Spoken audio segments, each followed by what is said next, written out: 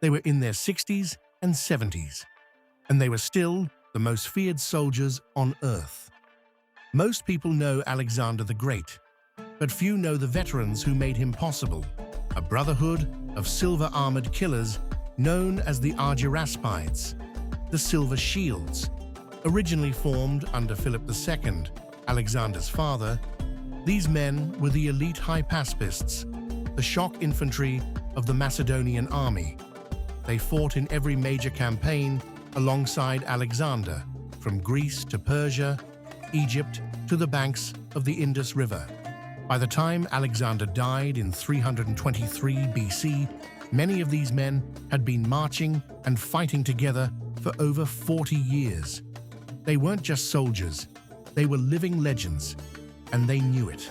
After Alexander's death, they were awarded the title Argyraspides, the Silver Shields, named for the gleaming silver-faced shields they carried as a mark of honor. When Alexander's empire collapsed into the wars of the Diadochi, the brutal struggle among his successors, the Silver Shields became kingmakers. In 316 BC, at the Battle of Gabiin in modern-day Iran, they faced the army of Antigonus the One-Eyed. Despite being massively outnumbered, the Silver Shields, most of them in their 60s, routed Antigonus's forces completely. But then came the betrayal. During the chaos of battle, Antigonus had captured the Silver Shields' baggage train. Their loot, their families, everything they had accumulated over decades of conquest. Faced with losing it all, the Silver Shields made an unthinkable choice.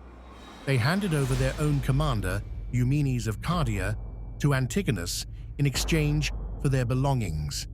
Eumenes was executed, and Antigonus, furious at their treachery, scattered them across the farthest reaches of the empire, sending them on suicide missions one by one to ensure they would never fight as a unit again. The Silver Shields were the last direct link to the army that had conquered the known world. Men who had stood beside Philip and Alexander, who had crossed deserts and mountain ranges, who had never lost a battle, ultimately undone not by an enemy, but by their own ruthless pragmatism. They chose their treasure over their honor, and history never forgot it. Like and subscribe for more epic history content.